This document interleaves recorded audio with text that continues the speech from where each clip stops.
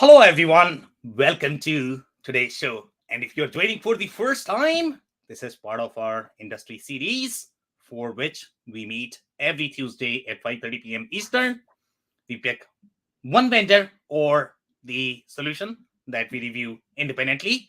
And we always have an expert panel that is willing to share their insights and wisdom. For today, we are going to be covering a very exciting vendor called Sage Intacct. And we are also be covering the news stories from this week as they relate to ERP or digital transformation.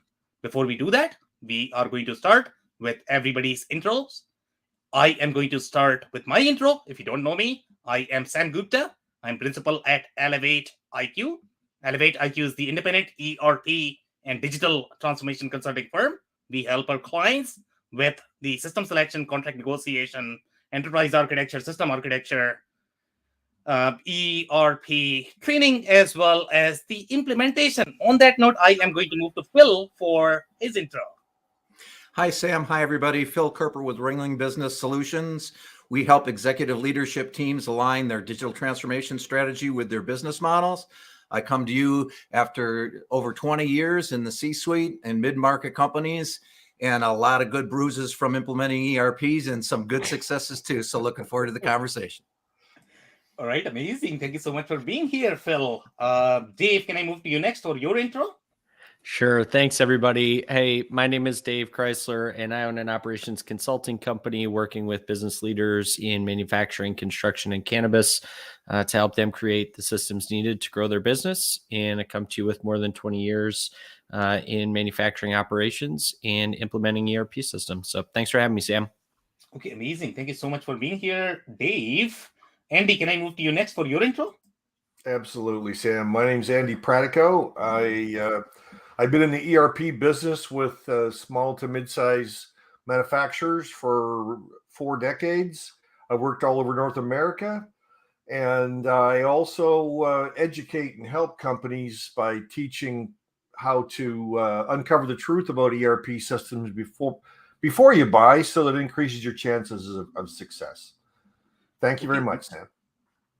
Thank you so much for being here, Andy. And before I start with the first story, if you are in the audience and joining for the first time, make sure you guys post your questions and comments. We typically get back to you during the show. Our panelists are going to be watching those comments and questions. If you cannot get to them, we will make sure that you receive your answers. On that note, I am going to start with the first story. And the first story is coming from our friends at IFS. And this is the recent movement with IFS. We have seen, at least in the last week's session, if you guys recall, we have looked at that they were winning a lot of logos overall in the airline ecosystem. Our understanding is that they are really, really, really strong in the airline and MRO ecosystem. Here, they had done a little bit of movement in, I believe last year. They had sort of spun off their WorkWave offering, which is the FSM offering for the small to medium-sized business. IFS in general is a very large solution. The kind of capabilities that they have, they compete with the likes of SAP S/4HANA. Obviously, they are going to have far deeper capabilities in 4 areas. And that is going to be your FSM, ITSM, EAM, and ERP, those 4. So they have been growing really fast in last 3 years. I think their valuation has increased by 3x. So right now, this news may come across as if EQT, which is one of the largest private equity company we all know, may have, taken off some of their share from IFS. That's exactly what they did. They have not sold completely, but the way this deal has been structured, it seems that they are bringing HD, which is, if you look at their portfolio offering, they seem to be specialized in the verticalized offering in the software market. They're really strong at that. So they might bring a lot of expertise in scaling the software, EQT is great, but they don't have that capability as part of their portfolio. And that's the reason why they may have brought HG. They had spun off WorkWave. But again, they are combined, I believe, as of today. And I don't know if you guys have any sort of insights there. But I think combined, they are going to have roughly what? $10.3 billion valuation. My understanding is that IFS is going to be roughly 10 and they are going to be roughly 300. So here they are saying HG will become the significant minority investor, valuing IFS and WorkWave at 10 billion USD in valuation, and EQT to remain the majority shareholder. So they have not completely exited out from this transaction. The transaction values IFS and WorkWave at 10 billion USD, $10 billion USD. And here they are saying IFS is a recognized provider across multiple sectors, including service management. That's what I said, EAM, ERP. WorkWave's suite of products empower service-oriented companies in its targeted verticals. So one of the things that you are going to notice is there is a little bit of alignment overall, the way WorkWave offering was structured, but WorkWave was targeted more towards SMB. These are going to be your HVAC contractors. These are going to be your cleaning companies in the SMB space. That's what WorkWave targets. IFS targets similar companies, but they are going to have far deeper capabilities overall in the field services market. So they are going to be far more suitable for the MRO companies, for the airline ecosystem, energy, some of the IATSM companies, such as print manufacturers or any of the equipment manufacturers. Those are going to be the right fit. So that's pretty much on this story. If you guys have any comments, I can take those, or I can move to the next one. Okay.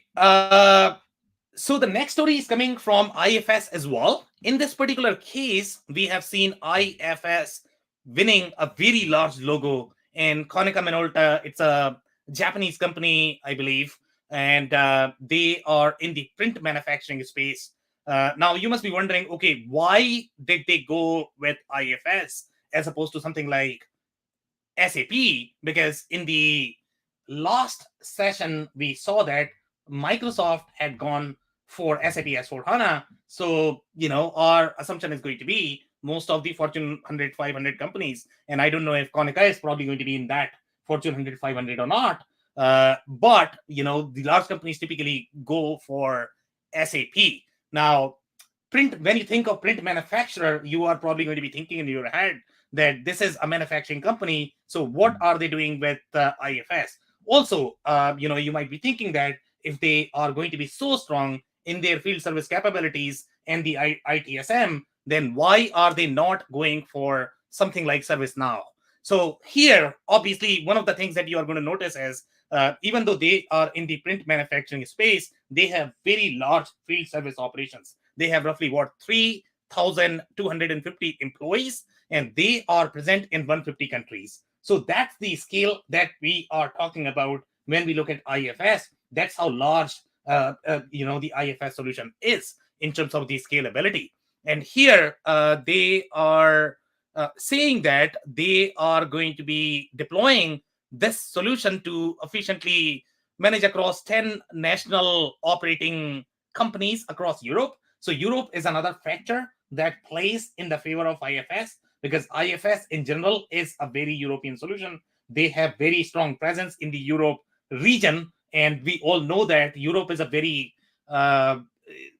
different geography overall from the taxation localization perspective. We saw in case of NetSuite had very strong foothold in the European market. They had very strong localization and the regulatory capabilities for the European market. And in the European market also, there are patches which sort of behave differently. So obviously, if you are going to be selling in Europe, you need to understand the localization, the regulatory aspect of that geography.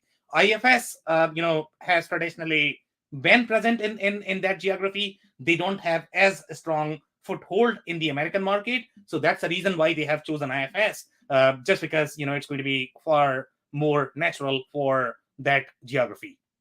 Now, if you pay attention to the story, you are going to notice that they still have some of the SAP workload, but they have not been clear in terms of how these two solutions are going to sit together.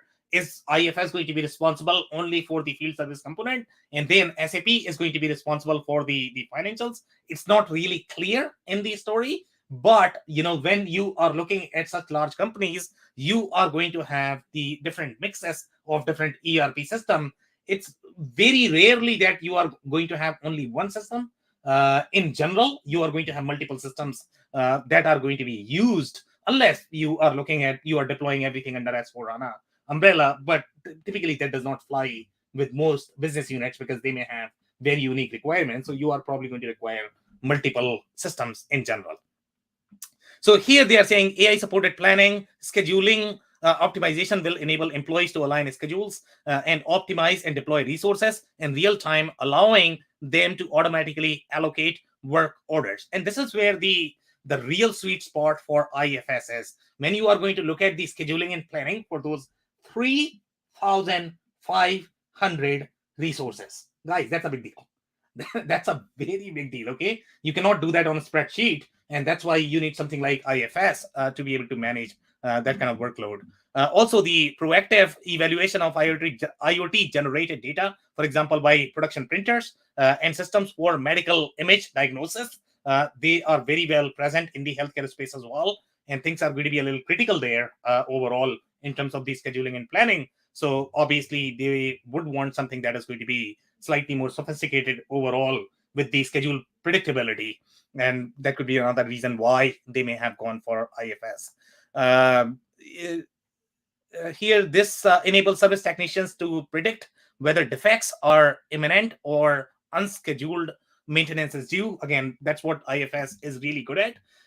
Right now, I think I was reading somewhere and they had mentioned that IFS is roughly 100 customers in the cloud.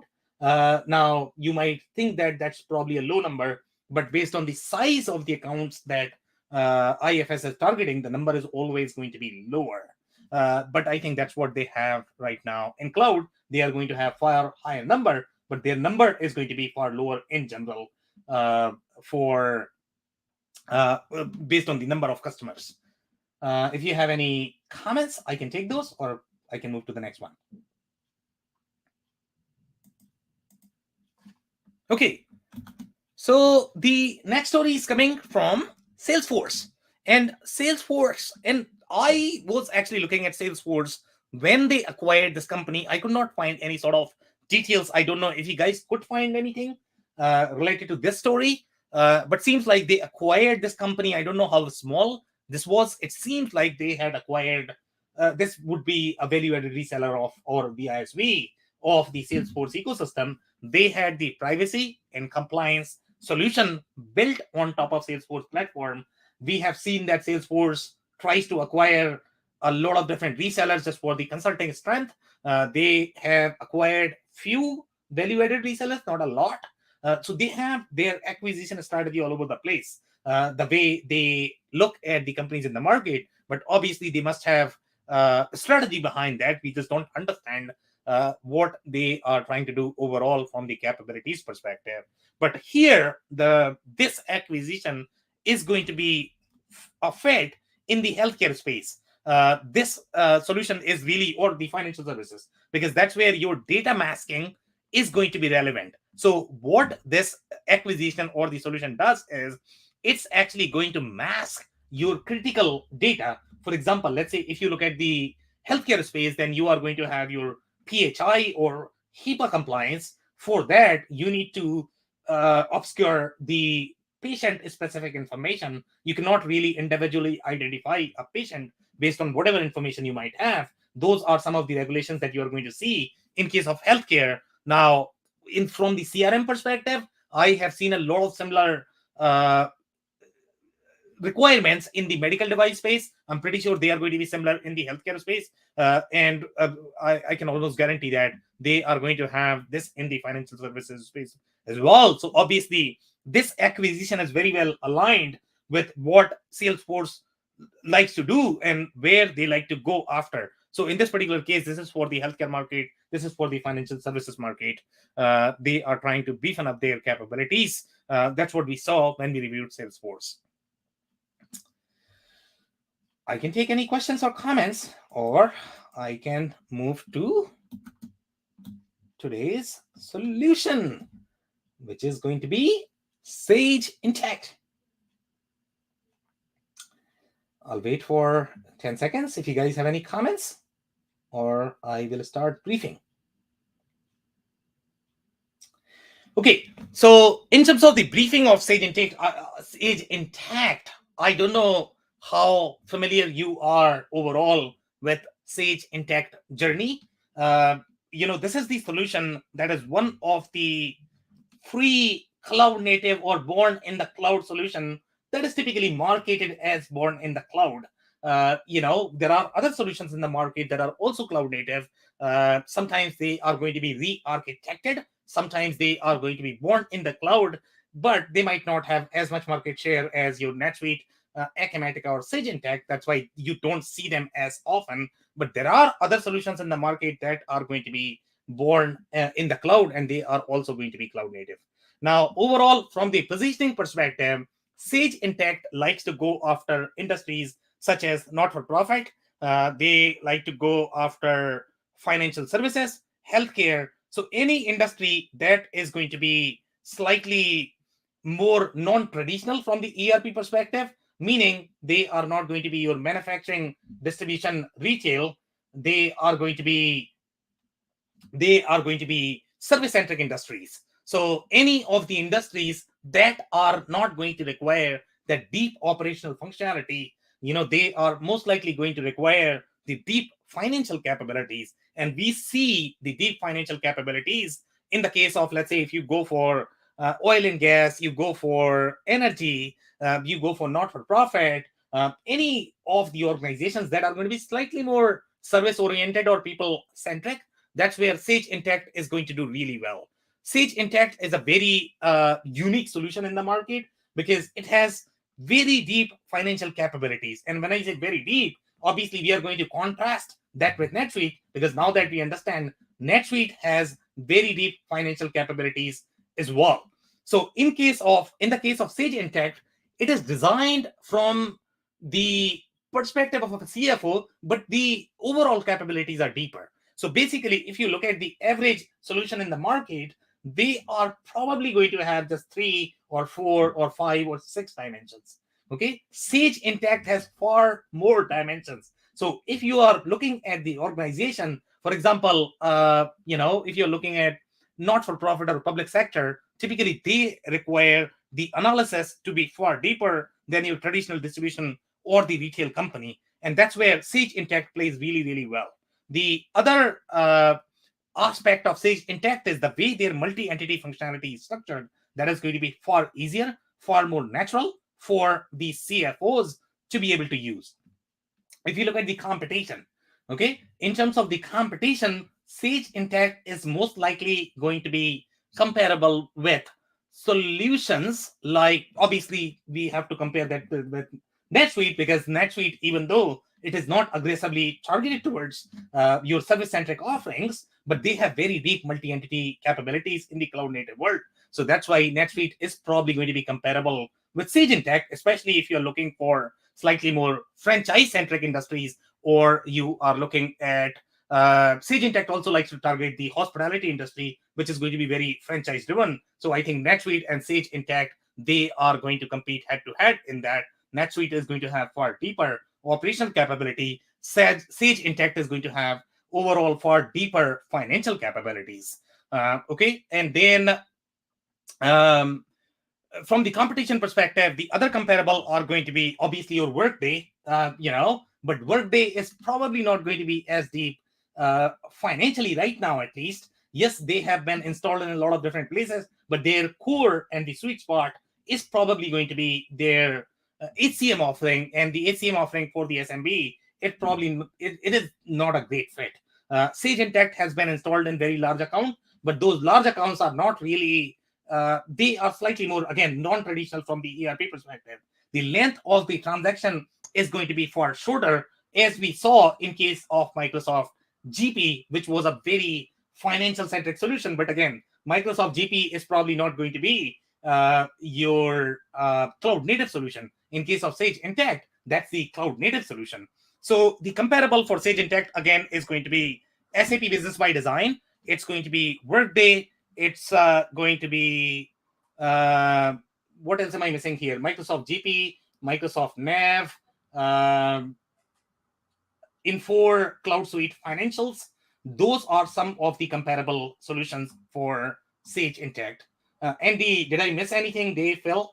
Well, I was going to ask how popular is Intacct in North America? Is it pretty popular here too? I know it's popular in Europe. No, it's crazy popular, to be honest. And yeah, it is crazy popular. They have roughly 14,000 installations right now, much bigger than Acumatica, even though you are never going to hear about Sage Intacct.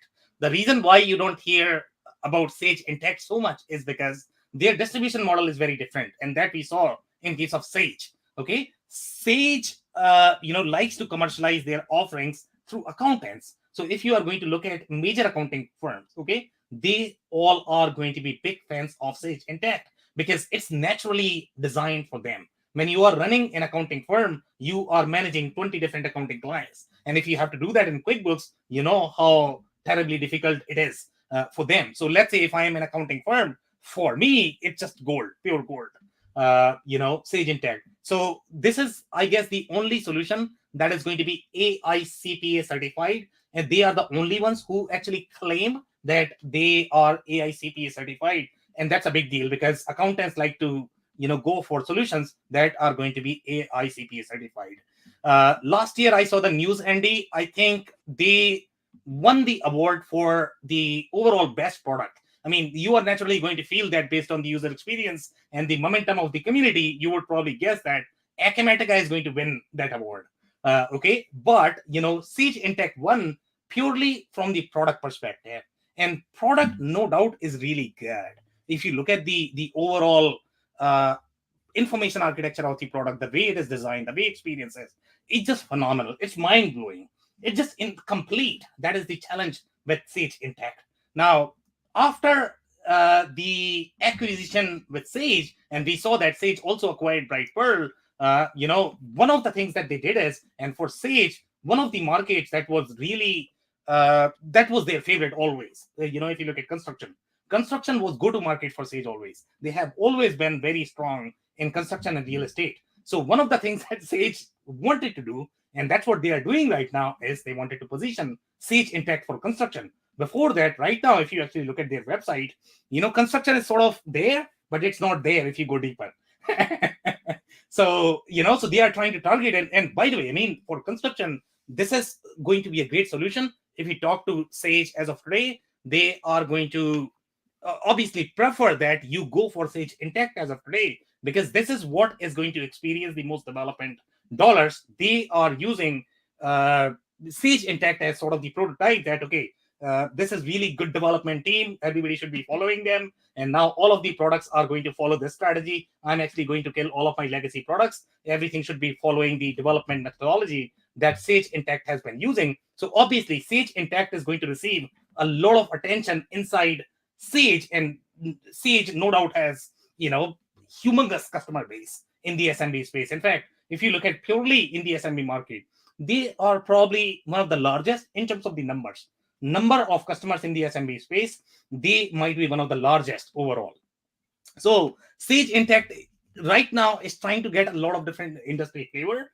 Traditionally, they never had that. Okay, it was a solution designed for accountants to do accounting. That was the core positioning of Intacct. So you didn't have the industry functionality. In fact, if you look at their sales order screen, they are going to appear very, very, very lean. So I don't know, Andy, if I answered your question, but North America, they definitely are, very well present.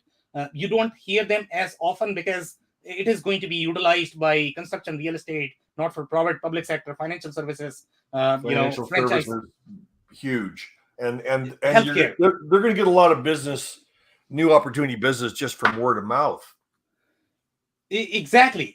And by the way, you will see this in manufacturing as well, to be honest. Okay, so Sage Intacct is a great, product for companies like Fulcrum, and the reason why it is a great product, in fact, if you think about Rootstock, the way they started, it was a MRP solution, and then they started developing their financial capabilities. That's how most, if you look at the baby ERPs, they all start with the manufacturing. They are going to sit on top of QuickBooks, and then they are probably going to develop some financial capabilities as well. But those financial capabilities are probably going to be afterthought.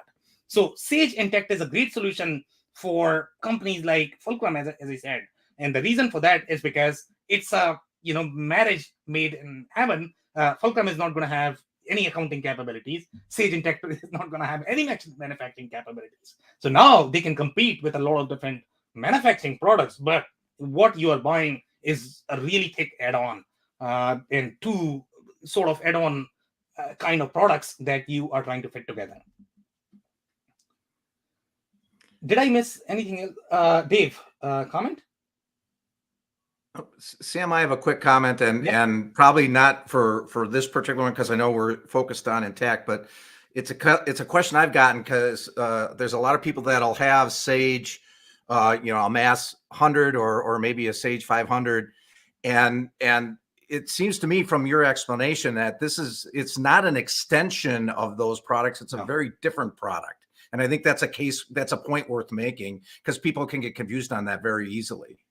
Yeah. So right now, if you look at the Sage Intacct organization, it's still very siloed overall inside the Sage umbrella. The whole organization is different. In fact, they have not necessarily integrated the Sage Intacct website with Sage, and it's been 3 years since the acquisition.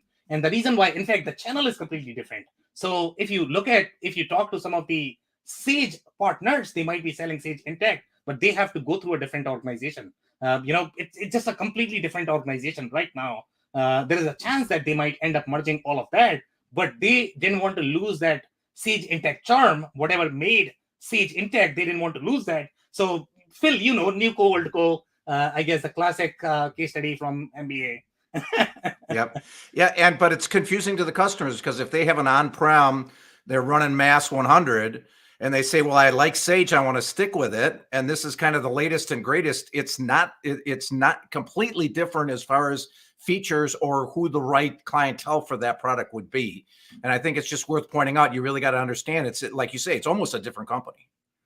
Yeah, it's a different company, but it's a great fit for those companies that were utilizing Sage product for finance, because Sage is obviously very deep in finance. 100%.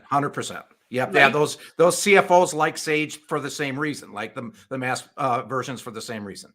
Exactly. So if you are going to change, and that's why I think Sage Intacct is going to get the large market share, because it's a easy replacement. You don't really have to sell. You were using Sage, you were using something else for manufacturing. Now I am going to give you another product that is going to be a clear replacement for Sage 300, 500, and you can still get the cloud native functionality. So in my mind, and that's why Sage Intacct is winning a lot. I mean, they are growing very aggressively even now.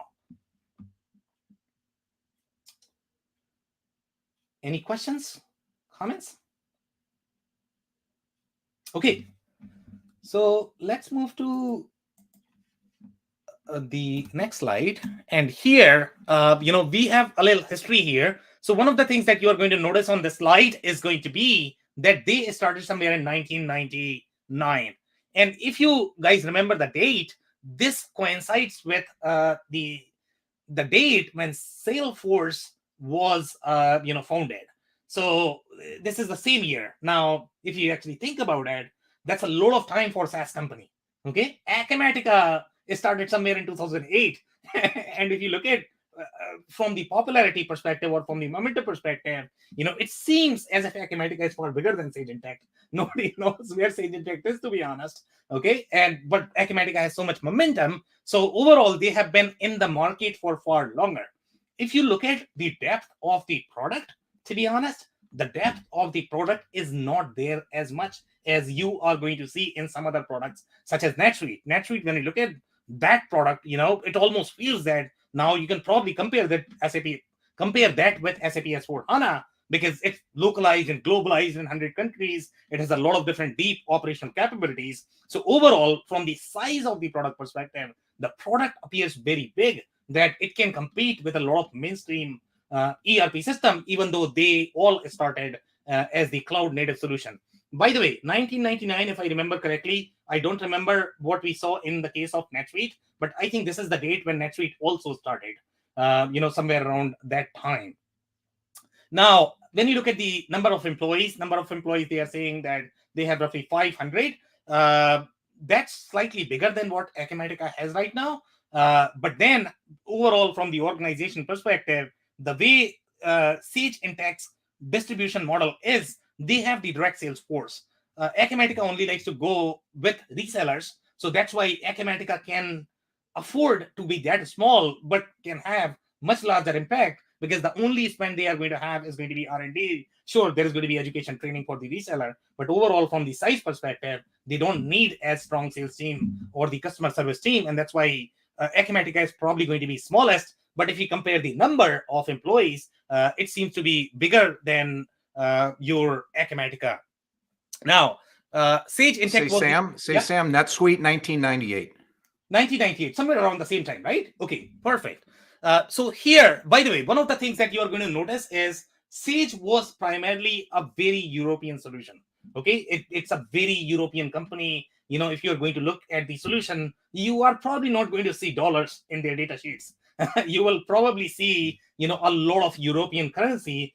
In fact, I mean, that's what you probably see in the case of SAP as well. So the reason why they wanted to really acquire Sage Intacct is to grab that market share in North America, even though Sage had significant large market share in North America in general, especially in the accounting community. But the whole idea of this acquisition was they wanted to get the cloud native capabilities. They wanted to get large market share in North America. So it started. Here they were available in 5 different regions: United States, Canada, UK, Australia, and South Africa. And they were acquired for roughly $850 million in 2017. Here they are saying Intacct was founded by, and I'm not going to read this name, I think David is one guy, and there's another guy, Odysseus. Okay. In 1999, as one of the first accounting applications for the cloud. The company was headquartered in California, similar to NetSuite. Most of them started as the startup, the Silicon Valley startup, moving to the cloud. Before that, nobody really believed that cloud could the ERP could actually move to the cloud. So that's how NetSuite started. That's how your Sage Intacct started. In 2000, Intacct got its first institutional investor, blah, blah, blah. Sage Intacct has a suite of subscription-based accounting products. Its web applications are built on top of its internally developed platform. Sage Intacct's application includes AP, AR, cash management, collaborate. When you are going to look at that feature, it's almost going to feel like social media. A lot of companies have that feature. For example, most of the Infor products, you are probably going to see the social media component, as part of their mingle layer. This is the same thing that they have, but again, it's fairly lean overall. And I don't know how many companies really utilize, to be honest, when they are going to have something like Slack or Teams. I don't know how many companies really utilize the social media collaborate aspect of your financial application. But I can see why it would be beneficial, especially if you're a public organization. You have Sarbanes-Oxley requirements, and then you don't want to talk on Slack, which might be unsecure, I guess. That could be useful overall. Then they have the GL, order management, purchasing, reporting, and dashboards. If you look at the features, it's going to be very comparable with Microsoft GP, if you remember, guys. Okay, that's how it appeared overall. The solution, the capabilities. In fact, I can see AP. So yeah, it's fairly comparable overall.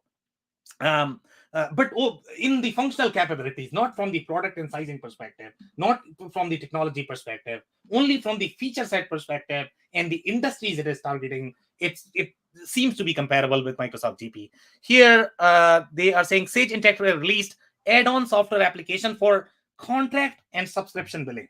Now, this is the differentiator, guys. Not many applications can do contract and subscription billing. Guys, SAP struggles with it. Okay, so that's a big deal. So now these add-ons are owned by the Intacct group. They're not third party. No, so this is going to be part of the product, and that's why they win well in the professional services space, where contract and subscription billing is going to be super needed. Okay, we saw this in the case of NetSuite. So most of the newer breed of software, they all have the contract and subscription billing, and there are specific industries in which your contract and subscription billing is going to be a huge requirement. And we all know how innovative in general the SaaS companies are. Okay, so they were the first ones who wanted to actually go to cloud. So all of these companies developed the contract and subscription billing capabilities. That's why most of the cloud native solutions are actually going to have this feature, but traditional legacy solution might not have that. And by the way, the subscription billing and the revenue recognition issue came after ASC 606, I guess. And I don't know, Phil, you might remember when that was announced. That was a very recent change overall in the financial regulation perspective. Not many product could really catch up with the regulation. Yeah, it's years. It's a couple of years, maybe. Yeah, exactly. And that's where, a lot of companies started thinking, you know what, I don't want to go after that market. I'm not in that market. So I'm not going to build those capabilities. But obviously, a lot of solutions are going to have, for example, SAP is definitely going to have that. They might not have subscription billing, but they will have ASC 606. Here, contract revenue management is a big deal, guys. Okay, so when you are looking at very deep professional services firm, they are going to have thousands and thousands of contract that is going to have very deep billing requirements. That's where Sage Intacct really shines. Fixed assets, again, it's going to be really weak. We are going to look at their reviews. In general, they don't really have very deep fixed asset module, because Sage Intacct has not been sold to industries where you are going to require that, right? So let's say if you are going to go with industries such as oil and gas and energy, if you look at their website, they don't even try to target those, because you are not going to have fixed asset. So from the financial perspective, it's going to be a very strong solution, but you are not going to have play in those industries unless you have the fixed asset module. And we saw in the case of IFS, they have very deep ERP, they have very, very, very deep asset management, and they have very deep field service. Sage Intacct is not going to have any field service component. Now, Sage Intacct, the way they like to go after the market, as you can clearly see here, they are going to have native integration with Salesforce, Certify, ADP, SAP Concur. Okay, SAP Concur is the time and expense application. That's the enterprise grade time and expense application. Okay, when you are going to have 50,000 employees, you definitely need something like that. Okay, so that's where the integration is going to be super handy. When you are looking at Salesforce, now you are going to have native integration with Salesforce. Sage Intacct is going to have some CRM capabilities, but for the most part, if you're a large professional services company, then you are probably going to require Salesforce. Then you might get field service component as part of Salesforce as well. So these companies are trying to find their patches, how they can align themselves with the other companies that are going to have a thin layer so that they can go to the market together. That's how their mindset is overall from the company and the corporate strategy perspective. They have mentioned that they have inventory management. You are not going to find a lot of inventory management there. To be honest, it's not really designed for very inventory heavy companies. So even though the term is same, when you are looking at Epicor, Info, NetSuite, Acumatica, inventory management could mean a lot of different things. So pay attention to the terms and pay attention to the industries that they are trying to target. Multi-entity global consolidation, one of the best functionality that you are going to find in any ERP system. Okay, they are really good at that. Now, what else? The project accounting, project billing. Again, project accounting, that's the reason why they are trying to go after these construction-centric organization, because they already had that deep capability, and you have the subject matter expertise from Sage. So that's a natural fit overall, from the product perspective. And obviously, project billing is going to be required for the professional services companies. So that's why they like to go after that as well. What am I missing here? That's And as you can clearly see here, they are saying 14,000 customers, 1-4. Okay. And that's higher than Acumatica, lower than NetSuite, if my recollection is right. Okay, if you guys have any comments, I can take those, or I can move to the next one. Okay, so here is how their industries are structured. As you can see, the construction is sort of highlighted now. That is the first industry, but I think this is alphabetical order, if I understand this right. So again, 90% of the ERP companies do that. So I don't know if the construction is really big market for them, or it's just a coincidence that construction seems to be the first one. Okay, so now when you drill down and you click on all industries as you have here, you will not see construction here. So that's where they sort of got into construction, because now Sage has the subject matter expertise, but when you're going to click on that, they are not there overall in building their page for the construction. So construction is a new deal, even though it is actually receiving a lot of attention inside Sage, and obviously Sage has very deep pockets in general. So they are going to be developing very aggressively for the construction market.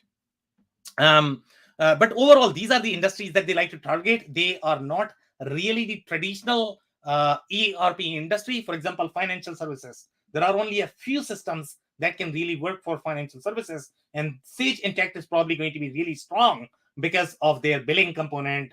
The subscription billing, that's what they are going to require. That's why Sage Intacct is a natural fit there. Healthcare is another beast. Sage Intacct is going to have a lot of functionality overall from the healthcare compliance perspective that you are not going to find in other systems. For example, let's say if you go for something like NetSuite or Acumatica, you'll be utilizing a lot of add-ons. So Sage Intacct is probably a better fit overall for healthcare. Hospitality, in my mind, is a very tricky one in general.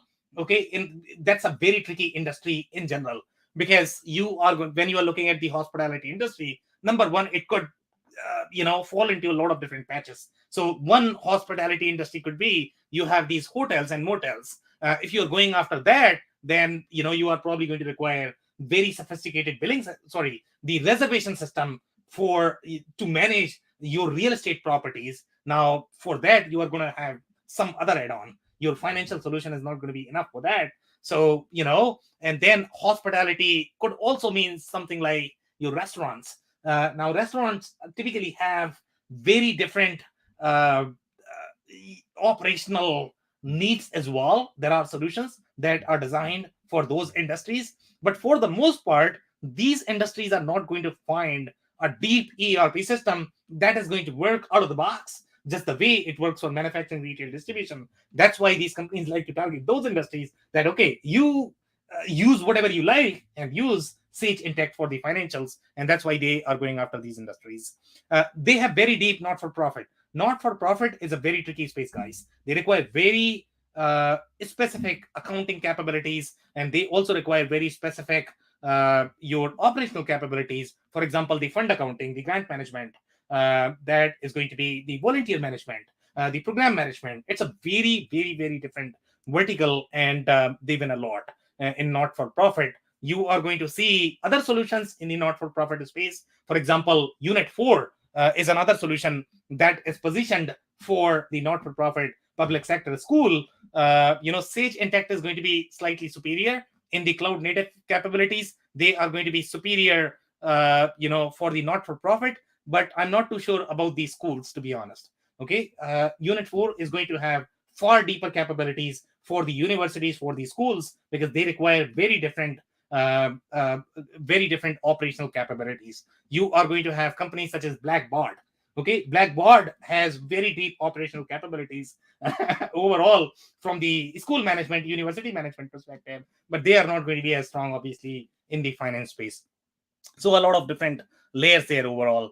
Services could go, in a lot of different layers, but I think what they mean here is going to be your professional services. And in my mind, the software and SaaS are going to be sort of part of that. But there are different layers in those industries. In general, it's a really strong solution for the professional services companies, and all of those companies are going to be legal firms, tax firms, accounting firms, CPA firms, That is going to be your software, marketing agencies, SaaS. That's where their play is. Wholesale distribution, not too sure, guys. It's definitely not going to be a fit. You probably will require a lot of add-ons.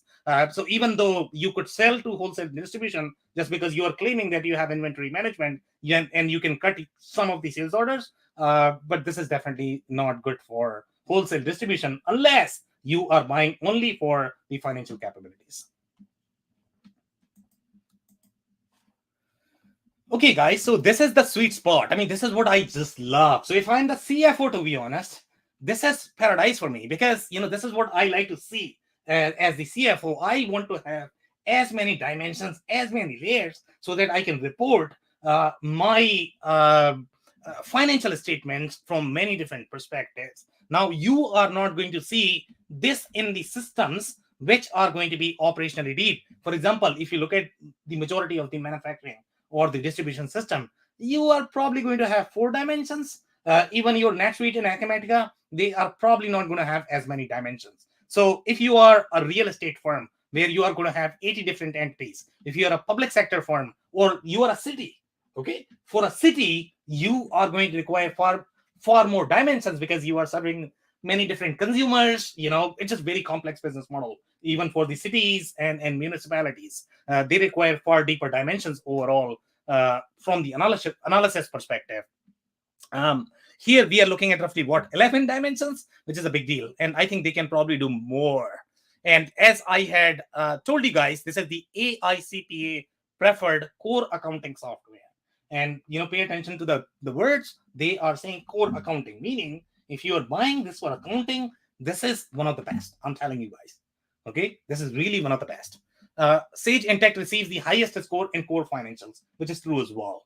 And that's what I think this is coming from Gartner, if I'm not mistaken. So yeah, so Gartner is saying they have the highest score in core financial. Okay, they are not saying ERP, they are saying core financial. So pay attention to that. So is this targeted at larger companies usually then, Sam? Exactly. I guess, this is the trend that we have seen with a lot of different systems. For example, in the case of NetSuite, we saw that, some companies that had 10,000 employees, they could use NetSuite, but they were using NetSuite only for the financial capabilities.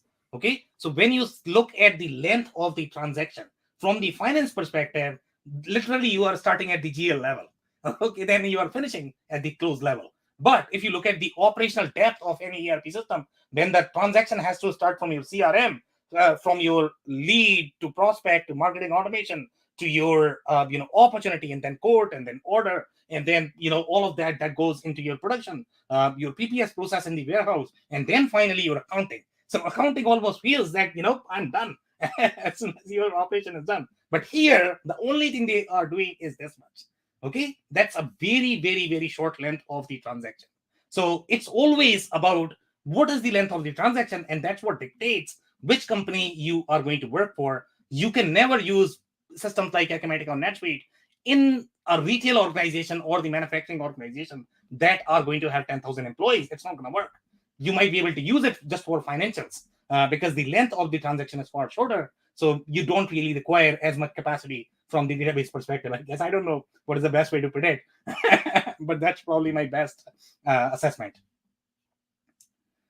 Okay.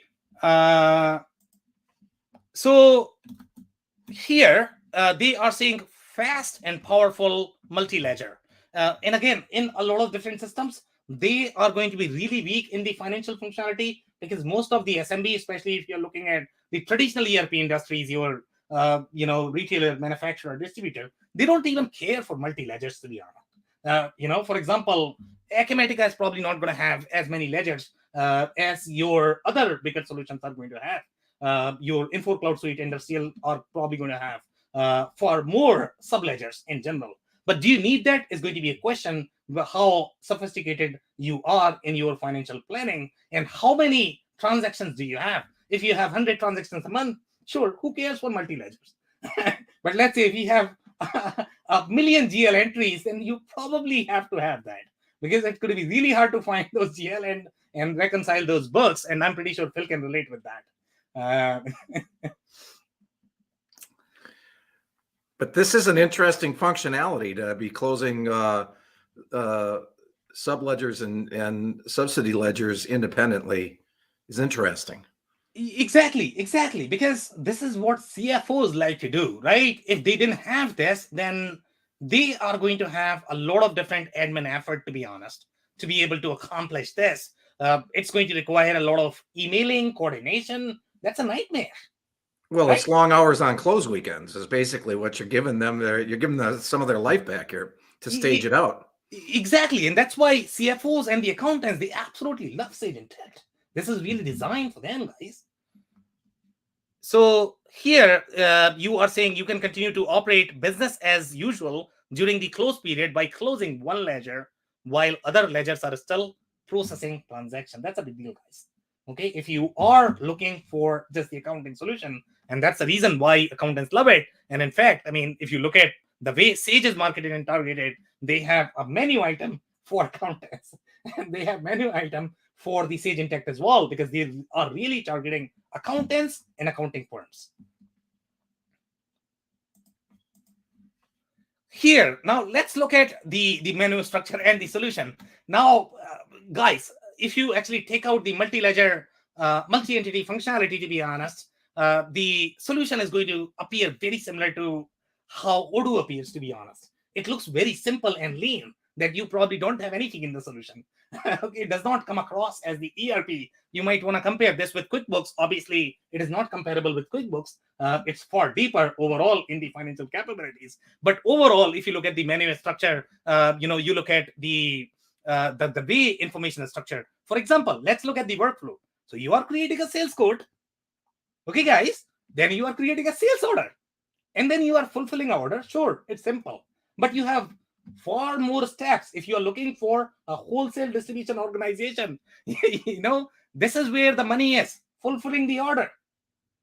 Okay, so they have made it really simple. And guys, I mean, we are also going to review the screens, and then we are going to see what is their depth of the capabilities as you progress through these capabilities. And then you are going to have the sales invoice. Obviously, the split and merge transaction is a big deal, guys. Okay, in any solution, that is where the depth of a solution is. So these guys can do it, but obviously I don't know if they can do the order consolidation, to be honest. Order consolidation is typically very, very, very hard, even in larger ERP systems. So they are able to do something. I don't know if that is really at the GL level or it is starting at the order level. So we are going to review all of that. But overall, if you take out the cloud native, if you take out the multi-entity feature, if you take out the dimensions reporting, then it's very similar to your Microsoft GP, overall from the feature set perspective. Okay, now look at the beauty, guys. The solution, the cleanliness of the solution. It's one of the best, one of the most logical solution that a CFO is probably going to find. Overall from the structure perspective, it's one of the prettiest, and that's the reason why Sage Intacct really wins overall from the product perspective. They don't win overall from the business model perspective. They do win from the product perspective. But again, it does not have the depth as some of the other solutions are going to have. A couple of things to note here is going to be the company level. Now, you are going to see this in the case of Acumatica as well. But obviously, the Acumatica is a very distribution manufacturing centric solution. It's not really as great at the financial. CFOs will not relate with it as an operation guy from the distribution. They are going to like Acumatica a lot more. If you look at the CFO, they will connect with this solution a lot more, the way the information architecture is. Now, just at the company level here, you might see that, I have this multi-company capabilities. In the case of Acumatica NetSuite is a comparable solution to Sage Intacct. Acumatica is not. Okay, Acumatica does not have as deep global functionality. They have very deep operational functionality, but they don't have as deep global functionality. Sage Intacct and NetSuite, they both are going to have very deep global functionality. NetSuite is going to have best of all. Okay, NetSuite is going to have very deep financial functionality. They are going to have very deep operational functionality. But again, it's not that NetSuite is going to work for every situation. It has a lot of things may not be good for anything. So depending upon which business you are and what your needs are, so you really need to look at the core capabilities of the solution and assess whether that is going to work for you or not.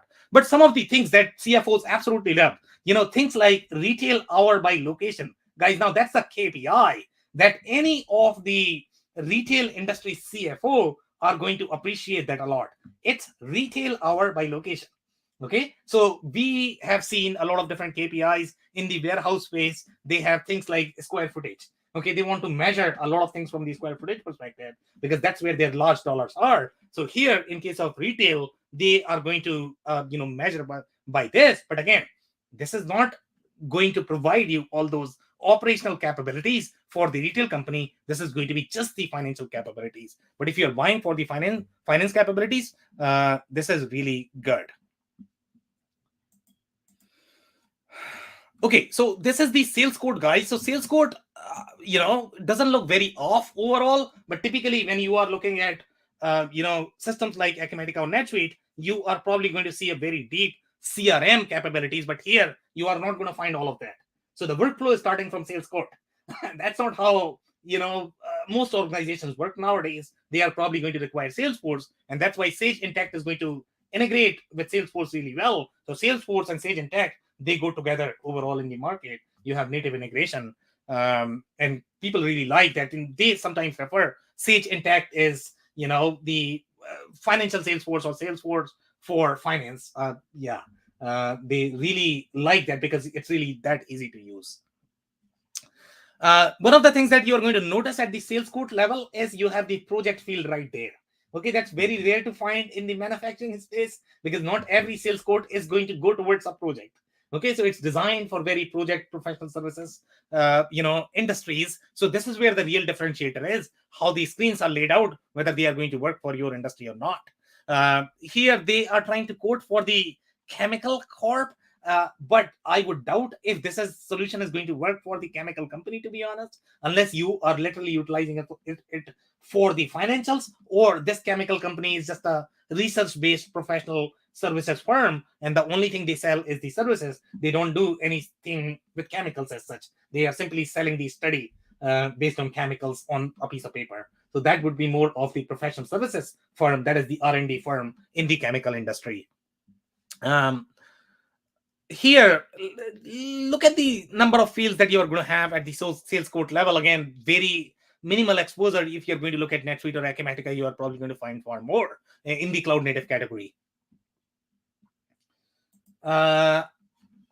Here, this is where the dimensions are going to be handy, guys. This is something you are not going to find in any other solution. This is really with Sage Intacct. You have 8 different dimensions. Sometimes that could be too much to fill, but CFOs love it. The more tracking that they have of the financial, that's what they want. But for a small companies, if you have to enter 8 fields just to create a code, that's too much, even though they might be auto-populated based on the information structure that Sage Intacct is going to have. But this is where the beauty is, guys. So if you are in the real estate industry where you are going to have a lot of different entities, then you are probably going to require a lot of different dimensions. In fact, those companies, when I competed in those deals, they needed that. Not for profit, they do require a lot of different dimensions. Public sector companies, they need that, okay, for their analysis, for their segmentation. Not so much in the manufacturing distribution. Okay, now this is another beauty. Now, when you look at the financial report writer, okay, you are not going to find this kind of report writer anywhere else in any other solutions. Even the companies that are going to claim that they have really easy report writer for anybody to be able to write. If you go to SAP is going to say super easy report writer. Anybody can pick it up. Anybody can do it. Acumatica is going to say the same thing. Anybody can pick it up. It's super easy. But guys, this is literally the drop downs. Okay, that's what you have to do here. Okay, so you can literally design the whole pivot table and you can, populate a lot of different things. You don't need a technical person to be able to create the report. Even in case of low code, no code, we have seen, guys, low code, no code, even if you are coding through screens, it does not mean that the coding part is going to be easier, because when you are working on these formulas, not everybody can pick up on them if they are not going to have SD programming or technical background. In this particular case, it appears as it's a financial statement that you're creating, and you are literally, you have drop downs to be able to create your financial statement. This is the real beauty. You are not going to find this anywhere else, and that's the reason why accounting firms, the CFOs, are absolutely going to love this system. Okay, so some industry capabilities. So here, this is for the non-profit, right? So they are going to have some very deep capabilities. For example, let's say look at the built-in grant management to provide comprehensive grant tracking, billing, and reporting, pre-built FASB 958 compliant reports, and the non-profit digital board book to provide non-profit industry best practice metrics. Okay, guys. So now this is deep into not-for-profit. Okay. You need that when you are a not-for-profit company. You are not going to find this. I would really doubt if you're going to find this. Probably NetSuite, I think, has the not-for-profit edition. Acumatica does not even target not-for-profit. Some resellers might target, but you will probably require an add-on to be able to use Acumatica in not-for-profit. So these are the capabilities that are built as part of the system itself. You are going to find this in SAP Business by Design. SAP Business One, you might require an add-on. So every company, when they target not-for-profit, they are probably going to have a not-for-profit or the public sector edition, because they have very different needs from the capability perspective. Microsoft does have not-for-profit capabilities for most of their solutions. I think they have public sector edition or not-for-profit. So you might get that because Microsoft has large market share in these patches as well. You get a fully dimensional chart of accounts. That is true as well. Here, native cloud from day one. That is true. Connect with the systems of your choice, like fundraising, CRMs like Salesforce, payroll, and more. And that is true. They have very deep operational capabilities that they require for fundraising. None of the ERP systems are going to work. You need to get a fundraising system that is designed for not-for-profit, and you have to integrate with one of the ERPs. And obviously, those fundraising companies are not going to have accounting capabilities, or they are going to be really weak in accounting. So obviously, it's not going to work for you. Designed to grow with you. Here they are saying multi-locations, currencies, entities, or program areas with real-time consolidations, accounts, vendors, and reports across entities. And this is the HIPAA compliant financials. HIPAA compliant financials is a big deal, guys, especially in the healthcare space. Unless you have that built as part of the product, it's not going to work for your healthcare patch. So, again, Sage Intacct is very strong there. Infor Cloud Suite Industrial targets healthcare. There are some other solutions in the market that may target healthcare, but healthcare is a very unique vertical in general. If I remember correctly, during Appian's discussion, I think they got rid of their presence in healthcare. They didn't want to focus there, if I remember correctly.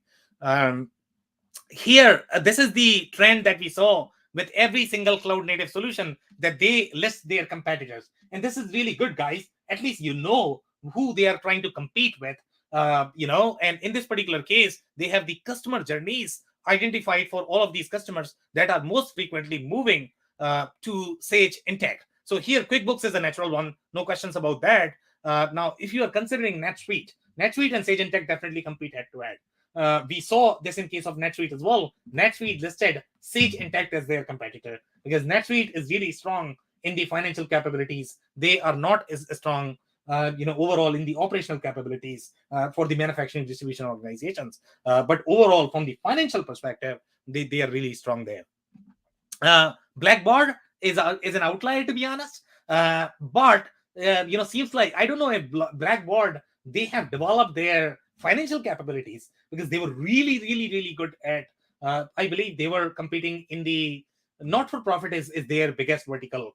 Schools, universities, if I remember correctly, but I don't know if they have developed the financial capabilities. Maybe they did, and that's why they have listed them as the competitor, which is a unique, player there. Acumatica, obviously, Acumatica, Sage Intacct, NetSuite, they compete head-to-head. All three are in competition. You have some very interesting one that I have never heard of. And it says Abila MIP fund accounting. That must be very unique to not-for-profit. So they must be really specialized in that fund accounting. And even the fund accounting gets very deep. overall in the accounting capabilities, to be honest. That's why you have a specialized solution there. And MS Dynamics 365 Business Central, as we all know, it's really strong in that core financial capabilities, and they have the public sector version as well. And the MS Dynamics GP was always targeted towards these industries. That's why you have listed. You are not going to see other players such as Info Rapicor here, because obviously they are not targeted for those industries. Okay, this is what we saw in case of NetSuite as well, that they could do all of this. This is where the multi-entity functionality shines. Okay, now in the case of NetSuite, you had far deeper multi-entity capabilities when you look at the inventory level. Now Sage Intacct is not going to have all of that, even though both are claiming that they have the multi-entity functionality. These guys have multi-entity functionality at the financial level. Okay, they are not going to have as deep multi-entity capabilities at the inventory and the operations level. These two are two different things when you are looking at that multi-entity functionality. But overall, from the org perspective, when you look at this, you are going to feel, oh my goodness, you can do so much. All of my entities are going to live in one database. It's going to be so awesome. But again, this is more from the financial perspective.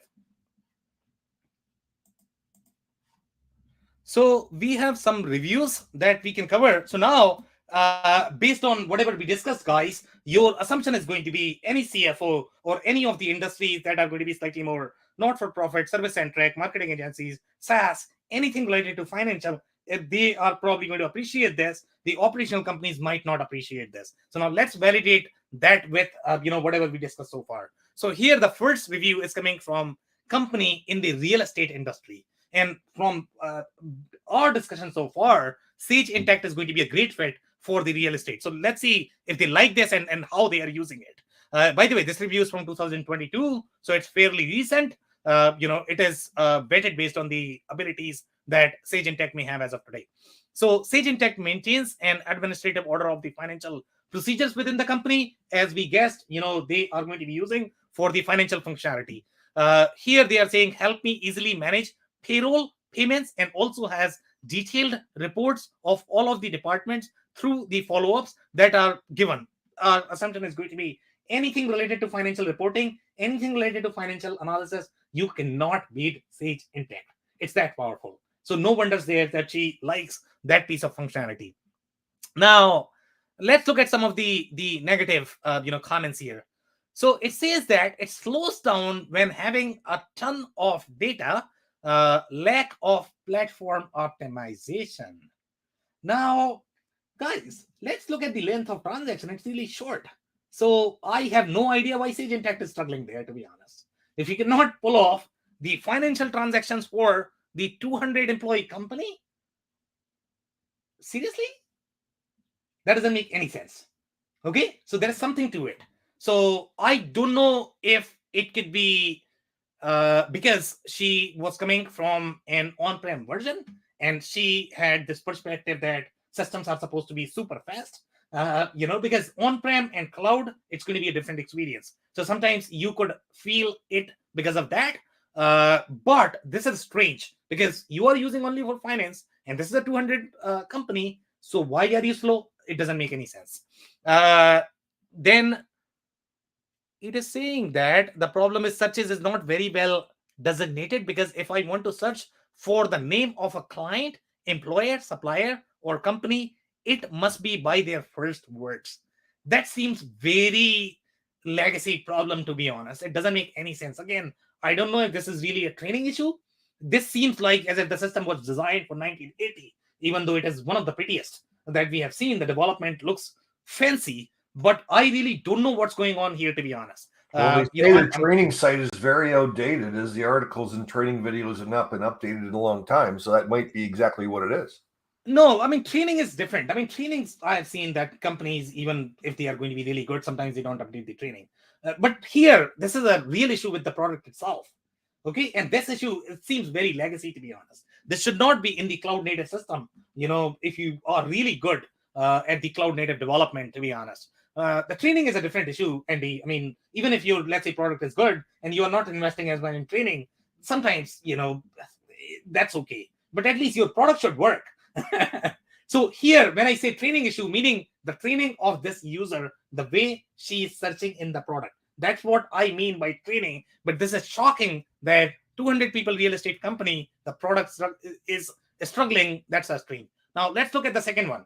E-learning company, guys. So our assumption was e-learning company is going to be a great fit because they would fall under that professional services bucket. In this particular case, they have 500 to 1,000 employees. So here they are saying we also use third-party applications for Intacct, such as they are using Aromatic for AR collections automations. Again, professional services companies are going to have far deeper needs from the financial perspective. So if you're a really strong financial solution, I am going to assume that you probably don't require any add-on for finance. But in this particular case, they require add-on for even finance. So again, look at the how lean the solution is overall. So here they are using 2CP for payments that is going to be applicable in every single case. And then they are saying Expense Connect for Concur integration. So they are, Sage Intacct does not even have T&E, which is again strange, right? You should probably have T&E, but for the construction edition, I think they might have the jobs and the T&E. So it's very, very, very strange overall that they don't have these basic capabilities even for the finance organization. So here they are saying automation of invoice delivery, not making a lot of sense. If you are a cloud native solution, you should probably have that. Why you would struggle with that? Lack of training articles, documentation. I don't like it. I would expect Sage Intacct to provide the documentation the way their screens are, and their screens are really pretty. So make your documentation training pretty as well, guys, because that's needed. Then revenue management, built-in payment solution. Payment solution is a different deal. Most ERP systems don't have that, so I'm not going to take that as a criticism for them. Sage Intacct is great for SaaS companies. I agree. Their training site is very outdated, as the articles and training videos have not been updated in a long time. We'll see what other users are saying before we conclude that. The team is terrible at resolving issues in a timely manner. Now, I don't get this. Okay, when you are a SaaS startup, you should not have support issues. I just don't get it. I mean, why you have support issues? So Sage typically is very good in general, based on my experience. But I mean, it could be because they are asking question that should go to a reseller. They are going to be far more informed in general in answering the questions that are going to be consulting related. So maybe they are trying to deal with Sage Intacct and they are not getting the answers that they are looking for. That could be the issue. Revenue management is a challenge for us, since you can't set up a revenue schedule and rely on it to work properly. A what? That does not make any sense. Okay, because our assumption is going to be, okay, you are really strong at finance. You should be able to do at least finance. So why are you not able to manage my revenue? I don't get it. There is also no automation for invoice delivery. That could be the email issue. I don't know what's going on there, but I'm a bit confused overall why these users are complaining for these things. These are going to be basic functionality that you would expect if you are a real accounting solution. I'm buying you for the finance functionality. At least give me the complete finance solution. But seems like that's not what people are getting here. And that's another recent. That was March 9th, 22, Sam. Exactly. That's what I'm talking about. That's real. That's almost a real-time review. Yeah, exactly. It's very recent. I'm shocked. I'm telling you. Here, let's look at another one. So here, this is the financial services vertical. Investment management company, 51 to 200 employees. Okay. Again, aligned with their core expertise. Here, they are saying they use it for automate the accounting function, allows you to visualize data, whatever. Then the negative reviews. Usually some delays from some modules to others. For example, posting a period through AP bills will take about 5 minutes before you see it in the prepaid module. The same goes for fixed assets. Now, that's not making any sense, guys. Okay, again, this is a very deep financial functionality. You are good at finance. Give me at least finance. I have no idea what's going on here. Either they are using a lot of add-ons, and because of that, you have the communication issue. But something is not right, about these reviews. And again, this is a very recent review. Here they are saying good at automating the accounting function as a whole. Completely agree. You're right. They are designed for accounting, so at least do the accounting really well. but seems like people are really complaining even for the accounting. Let's look at some more. So this is also the investment management. This is the same review. I think we recopied it. So here, this is the not-for-profit organization. This is another similar size organization, 51 to 200 employees. That's their size. This is director and legal is what is reporting this. So most of the comments are going to be related to finance. Here they are using it for 11 departments. That's where Sage Intacct is really powerful. So here they are saying, however, if the purchasing document is incorrect, the approver can only decline it, and the submitter must re-enter the purchasing document again, as opposed to just updating the submission. Again, guys, not making any sense. Not making any sense. Guys, if you are really strong at finance, I don't have to re-enter this. Okay, the reason why you re-enter it is going to be when you are going to utilize systems like QuickBooks, Odoo. Those are going to be really lean overall in terms of functionality. But Sage Intacct, I'm going to expect that I'm buying Sage Intacct, I should get really deep finance functionality. Not making any sense. Third-party software for sales entry. Or employee users to input their our invoices for account receivable. We are running into issues where not all sales entries will process. So again, there is a little problem there with sales and finance communication. Here we must convert PRs into bills to be paid. This process takes 6 to 8 clicks per PR, and my understanding is going to be PR would mean purchase receipt, right? Purchase receipt, and that gets converted into sense. Right. That would make sense. So this is 6 to 8 clicks per PR per invoice. I just don't know what is going on here, to be honest. It's a very lean solution. It looks very pretty. So why am I taking 6 clicks? It's not making any sense whatsoever. So obviously AP is struggling a lot. I have no idea what's going on here. Let's look at some more. So this is the family management company. Guys, family management company, if I'm in the family management space, I am going to have a lot of different entities. I need to consolidate a lot of different businesses. Sometimes I may own a restaurant and the construction company. Sometimes I could be all over the place, because that's how most family management companies are, right? So here for them, this is going to be really good. So now let's look at, what this company is thinking. So again, this is going to be a great fit for Sage Intacct. You have 11 to 50 employees. I would think that is slightly smaller for the Sage Intacct market. They might feel that the solution is going to be slightly complicated. For them, maybe they are probably going to be right candidate for QuickBooks Odoo. That would be my take on these guys. So we have been using Intacct for all of our family companies. Great job in selecting the right solution. The new bank reconciliation is ridiculously complicated. So I think their expectation is going to be that I am going to have that QuickBooks experience. Most ERP systems don't have that. Okay, they just don't have it.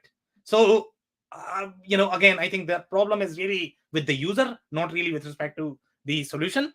If you are doing accounting for several companies, it is really simple to use Intacct. Yes, I agree with you, because you don't have to switch back and forth between your companies. You are right. Saves a lot of time and energy. However, if you have to have an audit trail for some of the transactions, you won't have it, because you can delete the transactions, and once you are done, it is gone, nowhere to be found. Now I'm confused, guys. That can't be right, Sam. That cannot be right. I'm confused. No. Now I am telling you that, I am the solution for a CFO. And I'm going to have really deep financial capabilities. We saw in the case of NetSuite that NetSuite did this really well, to be honest. They had really good auditing capabilities, but this does not feel right. No. It's the people new to ERP complain on the other side, saying you never can get rid of anything.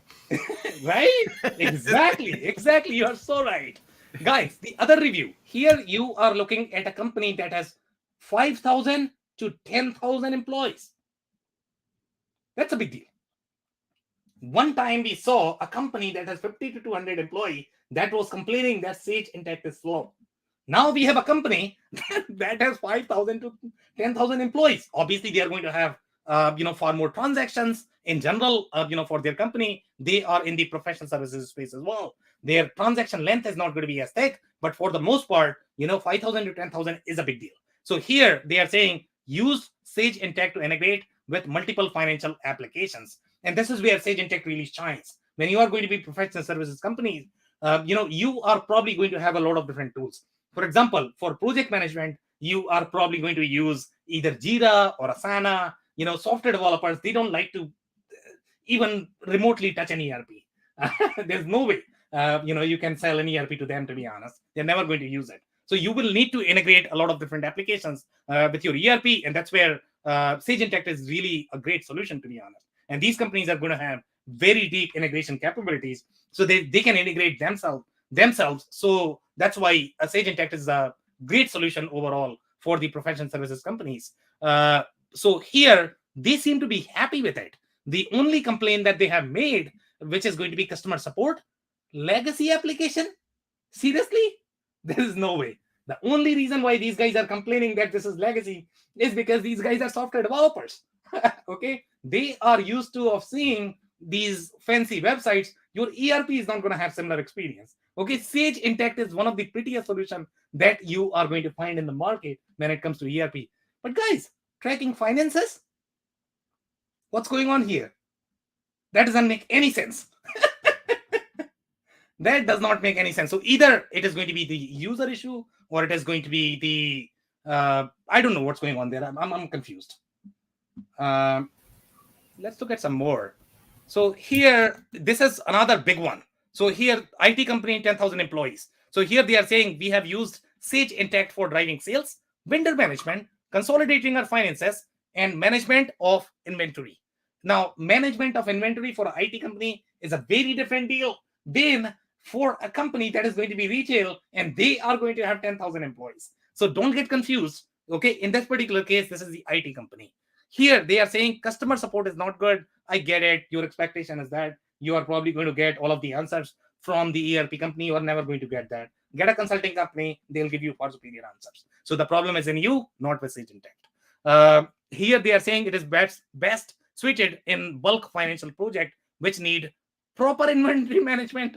IT companies don't do proper inventory management, guys. Okay.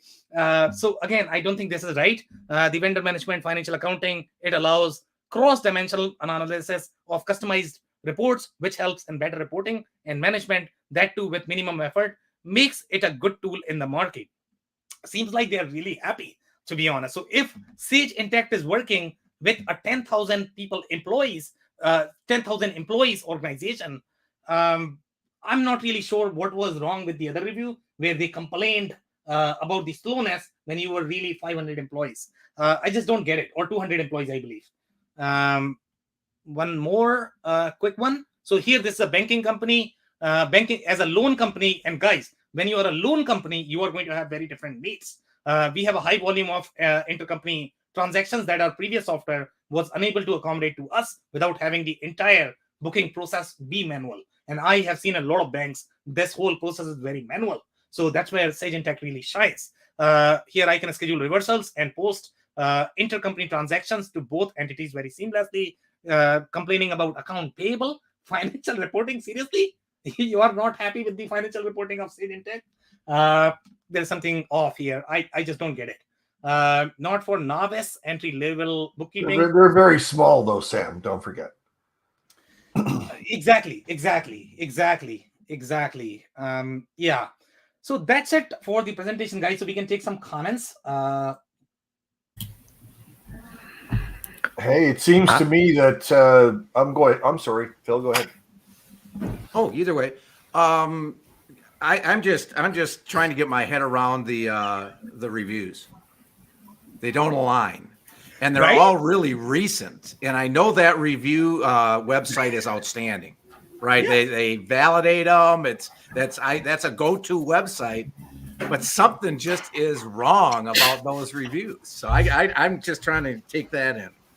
It doesn't seem like it could be related to any kind of a release or anything like that. I mean, it is so odd that they're so recent, though, within the last 4 months, really. I think the oldest one was January of this year, but I'm right there with you, Phil. I mean, the other thing that stands out about him is that as we were going through the rest of the deck, this is for me kind of the first one that the user comments have not really aligned like at all. I mean, it's just it feels so far out of left field what that experience has been. I'm just sitting here kind of shaking my head over it. Outside of that, the only other thing that really jumped out to me on this, Sam, it was a comment that you made. And I think, as you're looking at all of these different solutions and weighing out the options, but that multi-entity from the perspective of finance versus, operations and warehousing, I think that's a really important point for people that are out there that are considering any of these different options to really be mindful. Again, going back to, what's your business model? What do you see in terms of growth in the future? And how does, this particular solution fit into those things? But user comments threw me for a loop today. Don't forget the persona of the type of person that would enter a review on these sites. They certainly can be vetted and confirmed by the company that does the site itself. But the opinions, you're either going to get the people that are really jaded, and usually it's their own fault, but they're complaining to the world, or you're going to get the other ones that are very, very happy, and their ERP vendors have motivated them to post a review. So you're going to get those, bipolar type comments, and that might be the reason why we've had some of those weird ones today. But what's hard on that one, and I hear you, and I think that is a good point when you're looking at reviews to keep in mind that, just because someone actually was that person doesn't mean that the review is of value.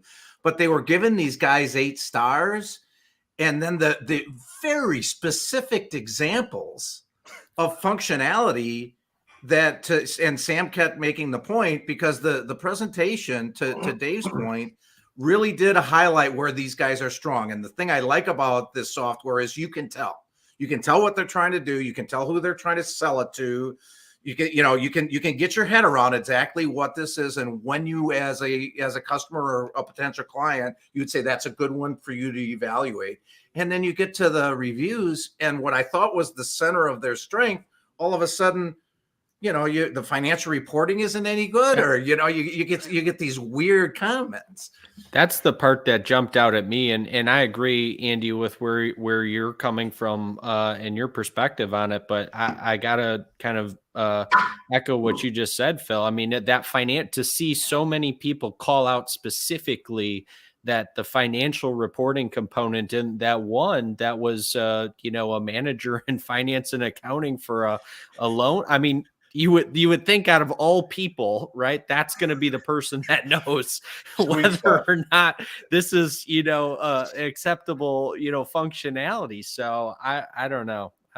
Especially the financial roll-up looked awesome. The reporting, the self-reporting module looked awesome. I mean, you had all this great stuff on the screen. So that one, David, you said it perfectly. I think this is the first one that we've done. We've been at this for a while, where the reviews were just not aligned. Yeah. Don't forget, everyone's opinion of their current system is always in relation to their previous experiences. Yeah, that's so a good point. If they had something that was either implemented really badly before, it does, or is really not a good system, it doesn't take much to impress, and vice versa. Yeah, that's a good point too.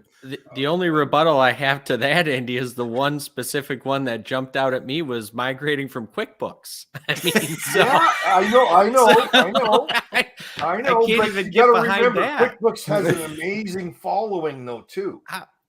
Good point. Right? Good point. There is they have a very loyal following, right? That some people will go through the wall for them. Yeah. All right, guys. So good stuff tonight, though. Oh, I thought it was a good one tonight. This was very focused and helped me answer a few questions about where these guys really live and where they're strong as well. So that was helpful. Okay, amazing. Any other comments, guys? Andy or Dave? Just some short ones. Then Thanks, we Sam. need to wrap. It was great as always.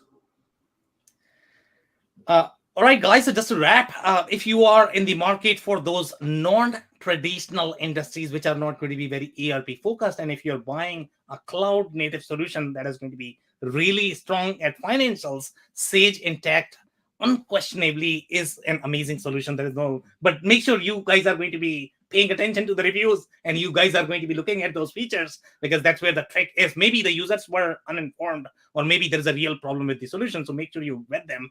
At least you have that intel. On that note, I really want to thank everybody for your time. If you joined for the first time, this was part of our industry series for which we meet every Tuesday. We review one vendor or the solution. So make sure you are going to be here next week. We are going to be reviewing another vendor or the solution. On that note, thanks again, everybody, for your time and insights. Thanks, everybody. Thanks, everybody.